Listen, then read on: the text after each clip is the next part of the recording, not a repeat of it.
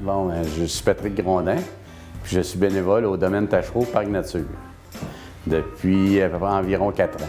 La première chose que j'ai fait une restauration d'un canot qui c'était une œuvre d'art éphémère, puis on a rendu l'œuvre d'art non éphémère. Ça m'a pris un hiver au complet, tout a monté le canot. Mais aujourd'hui, c'est une œuvre que les gens regardent à partir de la palissade. Après ça, j'ai fait aussi un livre sur les oiseaux, dernièrement, qui explique un peu, bien pas qui explique, mais qui montre un peu toutes les sortes d'oiseaux qu'il y a dans le parc. Il y a 133 espèces d'oiseaux dans le parc. Puis avec les photos, sur les photos, vous trouvez les secteurs où ce que vous pouvez les retrouver.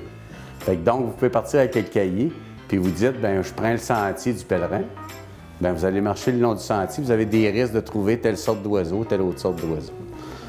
Aussi, j'ai fait l'installation de la salle où ce qu'on est présentement.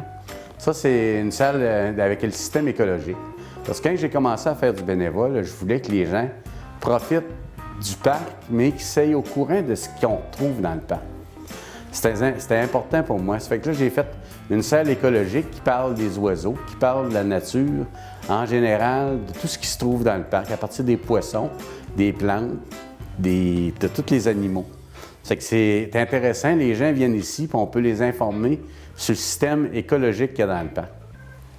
Puis aussi, j'ai créé un magasin, une boutique, j'ai tout fait les meubles à partir de la boutique, puis on a fait une boutique cadeau qui est intéressante pour les gens.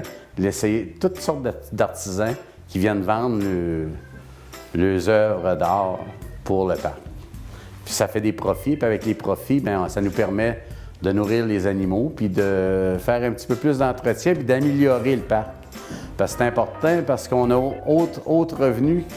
On n'a pas d'autres revenus. Les revenus qu'on a, c'est soit des subventions, mais avec ça, bien, le peu qu'on va chercher, bien, ça nous permet de mettre des tables de pique-nique, ça nous permet de nourrir les oiseaux. Ça fait que c'est intéressant pour tout le monde. Fait que c'est à peu près ça là, que j'ai fait. Puis là, j'ai d'autres projets. J'aimerais ça faire un autre livre sur les plantes et les fleurs du parc, puis peut-être les arbres. Fait qu'on s'enligne là-dessus. Lorsque je suis tombé à la retraite, bien, je trouvais que c'était un beau lieu, le parc, pour faire du bénévolat. Puis je trouvais qu'il faut donner un peu de ce que la ville nous donne, un peu, ou ce que les gens nous donnent. Ça fait que comme j'avais travaillé longtemps dans l'éducation, bien, ça a été un bon pour moi, m'en revenir faire du bénévole, puis rencontrer des gens, toutes sortes de... Tu sais, on rencontre des gens de Montréal, des gens de la Gaspésie, des gens d'un peu partout. Fait que c'est intéressant.